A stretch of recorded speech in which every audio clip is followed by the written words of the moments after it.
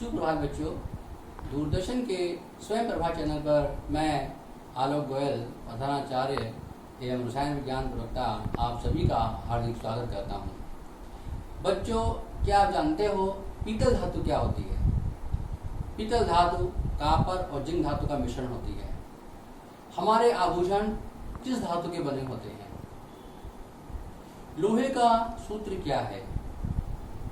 परमाणु भट्टी में किस परमाणु के नाभिकीय विखंडन से ऊर्जा प्राप्त होती है? बच्चों, आज हम इन्हीं तत्वों के बारे में पढ़ेंगे। ये सब हैं डी और एफ ब्लॉक के तत्व। पीतल धातु कॉपर और जिंक का मिश्रण होती है। कॉपर और जिंक डी ब्लॉक के तत्वों में आते हैं। इसी तरह लोहे का सूत्र होता है Fe आयरन, ये भी डी ब्लॉक में है। परमाणु भट्टी में यूरेनियम और प्लूटोनियम का विघटन होता है जिससे ऊर्जा उत्पन्न होती है। ये एफ ब्लॉक के तत्व हैं। तो आज हम पढ़ेंगे डी और एफ ब्लॉक तत्वों के मुख्य लक्षण। तो बच्चों शुरू करते हैं डी ब्लॉक तत्वों के लक्षण। इससे पहले पढ़ेंगे डी ब्लॉक तत्वों की आवर्त सारणी में 4 श्रेणियां हैं, 4 पंक्तियां हैं। पहली पंक्ति है 3D। ये पंक्ति स्कैंडियम 21 से जड़न 30 तक है। ये जो गुलाबी वाले एलिमेंट आप देख रहे हैं ये सब डी ब्लॉक के हैं। दूसरी पंक्ति है 4D श्रेणी। इस श्रेणी के तत्व में अंतिम इलेक्ट्रॉन 4D कक्षक में आता है। इसमें जेट्रियम 39 से कैडमियम 48 तक तत्व रखे गए हैं। तीसरी पंक्ति होती है 5D श्रेणी। इसमें लेंथेनम 57 तथा HF72 से मरकरी 80 तक तत्व रखे गए हैं। चौथी पंक्ति होती है 6D श्रेणी। इसमें AC 89 तथा रदरफोर्डियम 104 से कॉपर्निशियम 112 तक के तत्व रखे गए हैं। बच्चों, आवर्त सारणी में डी ब्लॉक तत्वों की स्थिति S और P ब्लॉक के मध्य होती है। किनारे की 2 ग्रुप S ब्लॉक के हैं, उधर वाले P ब्लॉक के हैं और बीच में डी ब्लॉक रखा है। डी ब्लॉक तत्वों को संक्रमण तत्व भी कहते हैं क्योंकि इनकी स्थिति S और P ब्लॉक के मध्य में होती है। डी ब्लॉक के तत्वों में 3rd group, 4th group, 5th group, 6th group, 7th group, 8th group, 9th group, 10, 11, 12 वर्ग के तत्व रखे गए हैं। ये IUPAC के अनुसार है। पुरानी पद्धति के अनुसार इस वर्ग को 3rd भी कहते थे, 3rd भी, 4th भी, 5th भी, 6th भी, 7th भी, फिर 8, 9, 10 ये 8th ग्रुप की 3 पंक्तियां होती थी और 11th को फर्स्ट भी कहते थे और 12th को सेकंड भी कहते थे।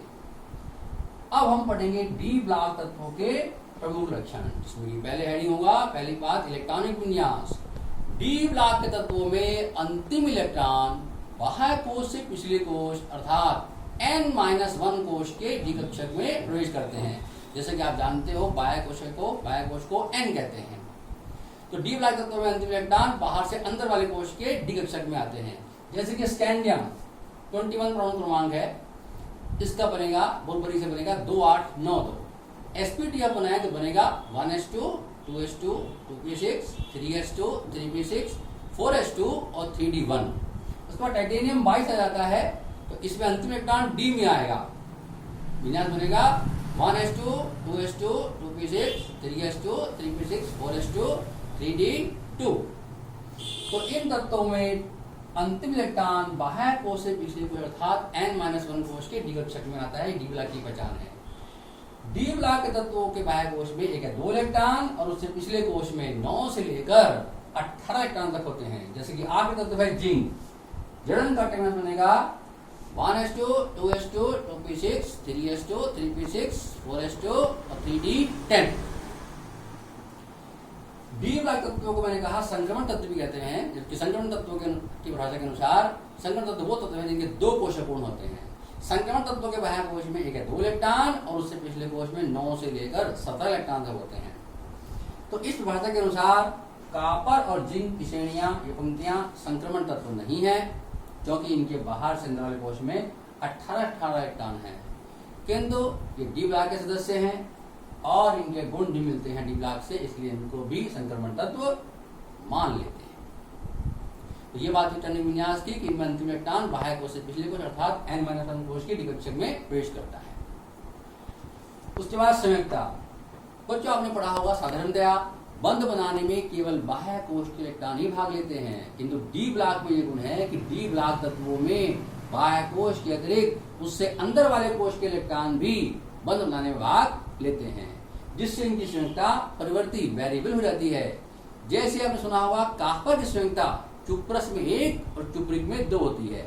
अगर Cu 1+ है तो उसे चुप्रस कहेंगे, Cu2 पॉजिटिव है तो चुप्रिक कहेंगे।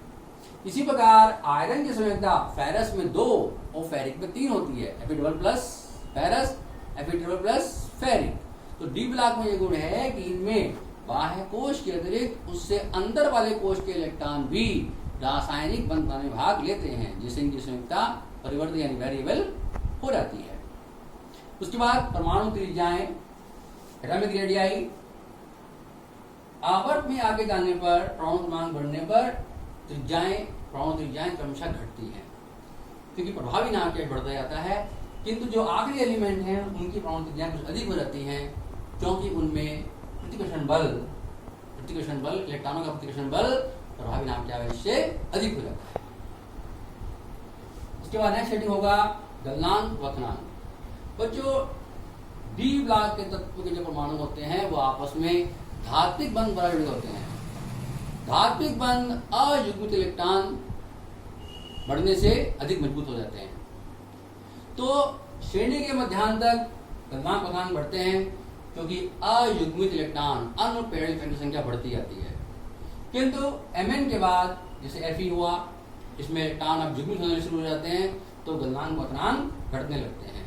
तो श्रेणी के मध्यांतर यानी कि Mn तक, प्लैटिनम तक गलनांक क्वथनांक बढ़ते हैं, उसके बाद धीरे धीरे कम होने लगते हैं, क्योंकि युग्मित इलेक्ट्रॉन की संख्या बढ़ जाती है और धात्विक बंध कमजोर होते जाते हैं। उसके बाद बच्चों रंगीन आयन, अगला हेडिंग होगा रंगीन आयन। डी ब्लॉक के तत्वों में ये गुण है कि इनके जिन तत्वों के आयनों के डी कोश अपूर्ण होते हैं, जिन आयनों में अयुग्मित इलेक्ट्रॉन होता है, वह रंगीन यौगिक और रंगीन आयन बनाते हैं। जैसे Cu1+ होगा, इसमें D पूरा आया, D10, Cu पॉजिटिव में विन्यास बनेगा 1s2 2s2 2p6 3s2 3p6 310। तो इसमें D कुछ पूरा आया तो ये कलरलेस यानी रंगहीन होगा। और Cu2 पॉजिटिव में D अपूर्ण आएगा, D में होंगे युग्मित इलेक्ट्रॉन, इसमें 1s2 2s2 2p6 3s2 3p6 3d9 बनेगा, तो ये कलर्ड होगा, नीला होगा। तो डी ब्लॉक में ये गुण है कि डी ब्लॉक के तत्वों के जिन आयनों के डी कोश अपूर्ण होते हैं, जिन आयनों में अयुग्मित इलेक्ट्रॉन होता है, वो आयन कलर्ड होते हैं। जैसे क्यूप्रिक आयन नीले रंग के होते हैं, कोबाल्ट आयन गुलाबी रंग के होते हैं। अब ऐसा क्यों? क्यूप्रिक आयन नीले रंग के हैं, कोबाल्ट आयन लाल गुलाबी रंग के होते हैं। ऐसा होता है डीडी संक्रमण के कारण। ऐसा होता है डीडी संक्रमण के कारण। जब संक्रमण धातु अथवा आयन पर दृश्य प्रकाश गिरता है, तब कम ऊर्जा के डी कक्षक में उपस्थित अयुग्मित इलेक्ट्रॉन उच्च ऊर्जा की डी कक्षा में पहुंच जाते हैं।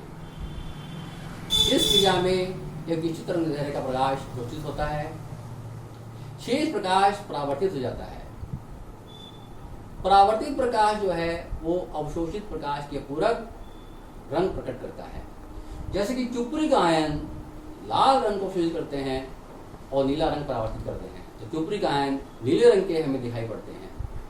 कोबाल्ट आयन नीले रंग को अवशोषित करते हैं और लाल रंग को परावर्तित करते हैं, तो हमें कोबाल्ट आयन लाल रंग के प्रकट होते हैं। तो डीडी संक्रमण के कारण और डी कोश में अयुग्मित इलेक्ट्रॉन के कारण डी ब्लॉक के तत्वों के आयन और यौगिक रंगीन यानी कलर्ड होते हैं। उसके बाद बच्चों अनुचुंबकीय लक्षण। अनुचुंबकीय लक्षण का मतलब है चुंबकीय क्षेत्र की तरफ, मैग्नेटिक फील्ड की तरफ थोड़ा सा मामूली सा आकर्षित होना, उसे कहते हैं अनुचुंबकीय। एक होता है प्रतिचुंबकीय यानी कि चुंबक से प्रतिकर्षित होना। एक होता है लोह चुंबकीय यानी चुंबकीय क्षेत्र प्रबल रूप से आकर्षित होना। यहाँ हम दो चीजों की बात करेंगे, अनुचुंबकीय और प्रतिचुंबकीय। डी ब्लॉक तत्वों के जिन आयनों के डी कोश पूर्ण होते हैं, कंप्लीट होते हैं डी कोश, वह आयन और उनके यौगिक प्रतिचुंबकीय होते हैं, और जिन आयनों के डी कोश अपूर्ण होते हैं, वह आयन के यौगिक अनुचुंबकीय होते हैं। अब जैसे Cu1+ है, Cu1+ में डी कोश पूर्ण आएगा, D10 आएगा, तो ये प्रतिचुंबकीय होगा।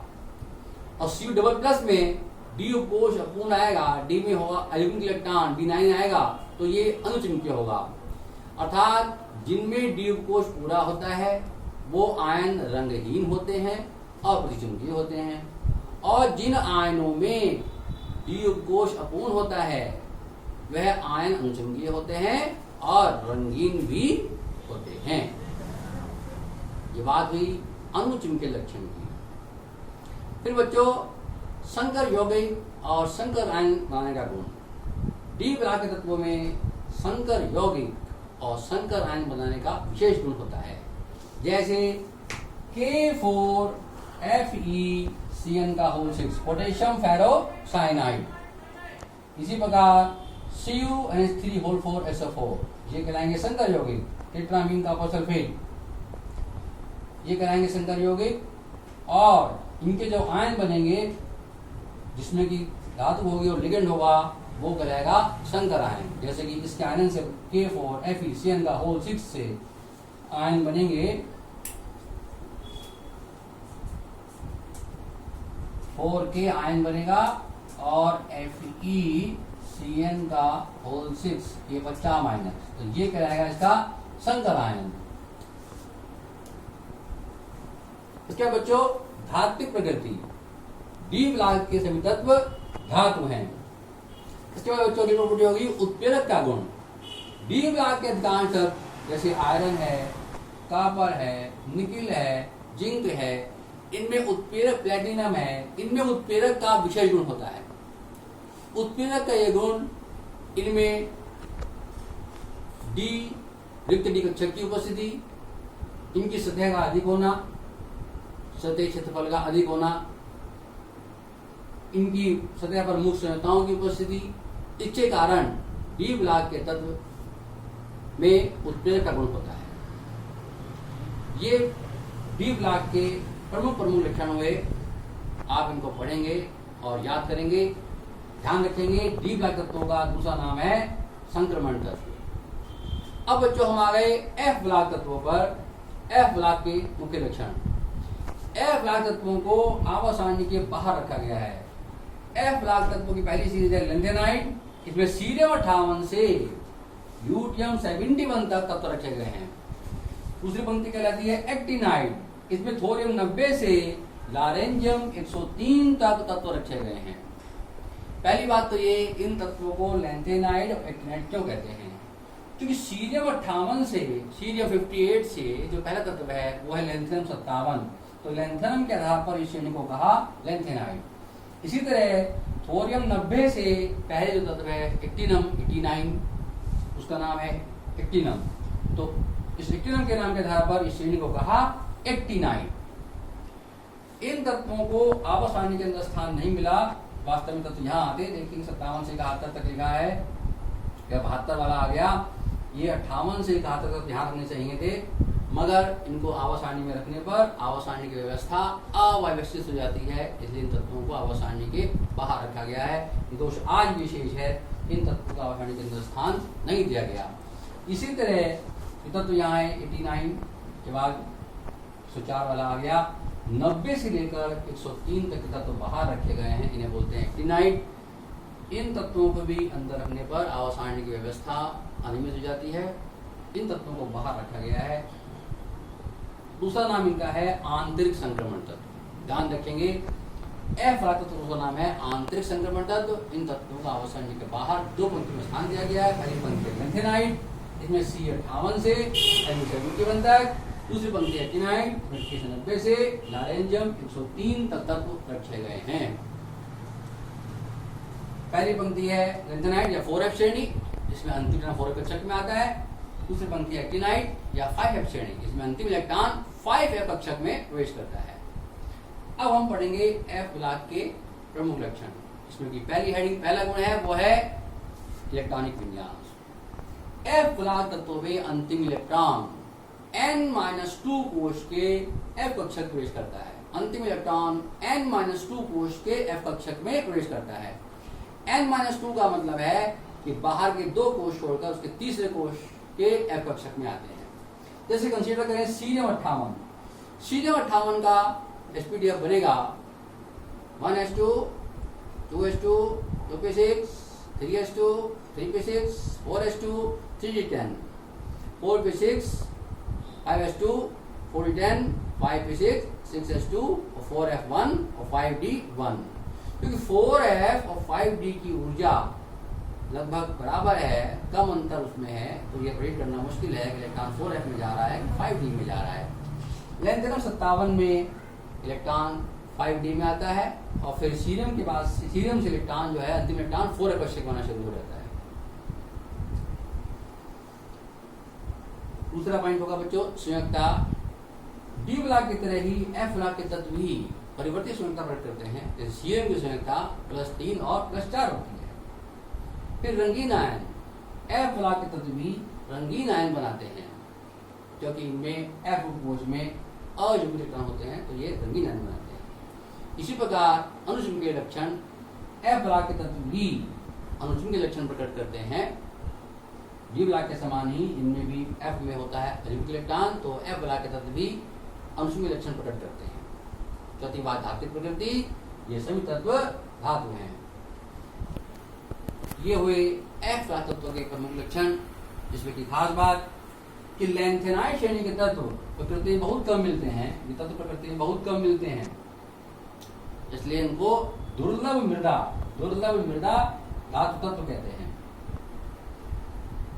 और एक्टिनाइड श्रेणी में परमाणु क्रमांक 92 यूरेनियम, परमाणु क्रमांक 92 के बाद वाला तत्व मानव द्वारा निर्मित है, इन्हें कहते हैं ट्रांस यूरेनियम तत्व। परमाणु क्रमांक 92 के बाद के तत्व मनुष्य द्वारा निर्मित हैं, उन्हें कहते हैं ट्रांस यूरेनियम या पोस्ट यूरेनियम तत्व। ये दो महत्वपूर्ण बातें हुई एफ ब्लॉक के बारे में। फिर एफ ब्लॉक के बारे में एक घटना है लैंथेनाइड संकुचन। लैंथेनाइड संकुचन क्या होता है बच्चों? लैंथेनाइड श्रेणी के तत्वों में परमाणु क्रमांक बढ़ने पर जब अंतिम इलेक्ट्रॉन 4 कक्षक में जाता है तो परमाणु त्रिज्या बहुत तेजी से घटती जाती है। अंतिम इलेक्ट्रॉन 4 कक्षक में आने के कारण परमाणु त्रिज्या तेजी से घटने के क्रम को लैंथेनाइड संकुचन कहते हैं। अब एक्टिनाइड श्रेणी या 5f श्रेणी, ये श्रेणी है 90 से लॉरेंजियम 103 तक। इनमें अंतिम इलेक्ट्रॉन 5f कक्षक में प्रवेश करता है। इसका एसपीडीएफ बनाएं, तो 90 का एसपीडीएफ आप बनाएंगे, ये आपका होमवर्क है। अब दोनों श्रेणियों में अंतर, लैंथेनाइड और एक्टिनाइड श्रेणी में अंतर, आप एक और लिखें लैंथेनाइड श्रेणी, दूसरी ओर लिखें आप एक और लिखें एक्टिनाइड श्रेणी। पहला अंतर होगा लैंथेनाइड श्रेणी में प्रोमीथियम को छोड़कर, पीएम को छोड़कर शेष तत्व रेडियो एक्टिवहीन है। लैंथेनाइड श्रेणी में प्रोमीथियम को छोड़कर शेष तत्व रेडियो एक्टिव हीन है, जबकि एक्टिनाइड श्रेणी में सभी तत्व रेडियो एक्टिव हैं। दूसरी बात, लैंथेनाइड श्रेणी तत्व में अंतिम इलेक्ट्रॉन 4f कक्षक में आता है, जबकि एक्टिनाइड श्रेणी तत्व में अंतिम इलेक्ट्रॉन 5f कक्षक में आता है। तीसरी बात, लैंथेनाइड श्रेणी के तत्व कम ऑक्सीकरण संख्याएं जैसे कि +2, +3, +4 प्रकट करते हैं, जबकि एक्टिनाइड श्रेणी के तत्व उच्च ऑक्सीकरण अवस्थाएं या उच्च ऑक्सीकरण संख्याएं जैसे +2, +3, +4, +5, +6, +7 तक भी प्रकट करते हैं। अगली बात होगी लैंथेनाइड श्रेणी के तत्व कम क्षारीय होते हैं, जबकि एक्टिनाइड श्रेणी के तत्व अधिक क्षारीय होते हैं। अगली बात होगी लैंथेनाइड श्रेणी के तत्वों में संकर यौगिक बनाने की प्रवृत्ति कम होती है, जबकि एक्टिनाइड श्रेणी तत्वों में संकर यौगिक बनाने की प्रवृत्ति अधिक होती है। ये थे लैंथेनाइड और एक्टिनाइड श्रेणी के तत्वों में अंतर। आप इनको पढ़ेंगे, आपने इनके उपयोग जानिए। जैसे कि डी ब्लॉक के तत्वों में लोहा हमारी मुख्य धातु है, कॉपर, जिंक पित्तल धातु के काम आते हैं बनाने के। खाली कॉपर को तांबा भी कहते हैं। कॉपर, गोल्ड, ऑरम, एयू और एजी की हम आभूषण बनाते हैं। निकल हमारा उत्प्रेरक में काम आता है। इसी तरह आयरन भी उत्प्रेरक के रूप में काम आता है। परमाणु भट्टी में यूरेनियम, एक्यूनियम, प्लूटोनियम का अपघटन होता है, जिससे ऊर्जा उत्पन्न होती है। ये थे डी और एफ तत्वों के लक्षण और इनके उपयोग। आप इनको पढ़ेंगे, याद करेंगे। इससे अगली वीडियो में हम पढ़ेंगे डी ब्लॉक तत्वों के यौगिक, जैसे KMnO4 पोटेशियम परमैंगनेट और K2Cr2O7 यानी potassium dichromate. Thank you, have a nice day.